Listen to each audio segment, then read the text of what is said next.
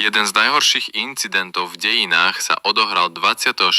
apríla 1986, keď jadrovej elektrárni v Černobyle na Ukrajine explodoval reaktor.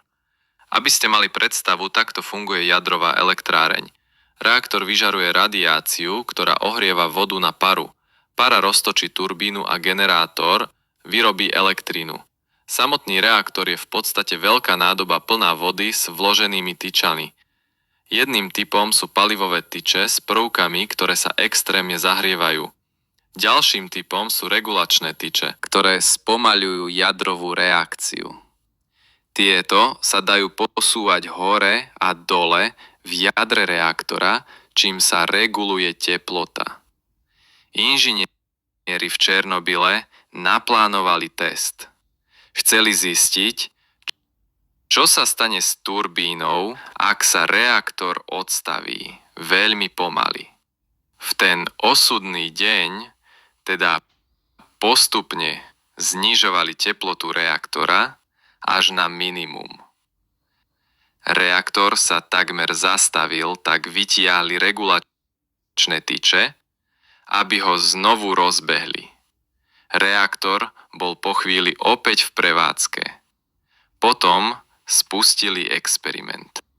Čerpadlá, ktoré cirkulovali vodu, odpojili od siete a pripojili na generátor turbíny, ktorá sa ešte točila s otrvačnosťou. Chceli zistiť, či táto turbína vyrobí dosť energie pre čerpadlá. Ukázalo sa, že nie. Jadro sa začalo nekontrolovane zahrievať. O 34 sekúnd museli test okamžite ukončiť núdzovým vypnutím reaktora. Všetky regulačné tyče zasunuli naraz, lenže ich konce boli z materiálu, ktorý krátko zvýšil reakciu.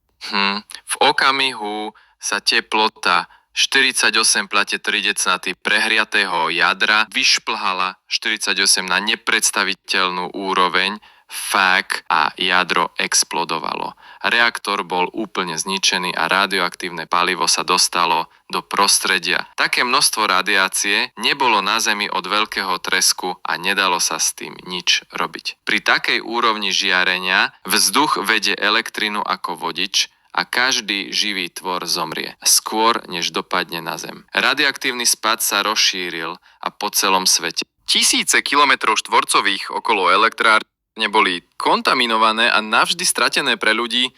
Predpokladá sa, že následky spôsobili smrť 100 000 ľudí. Obnova po černobylskej katastrofe pokračuje dodnes.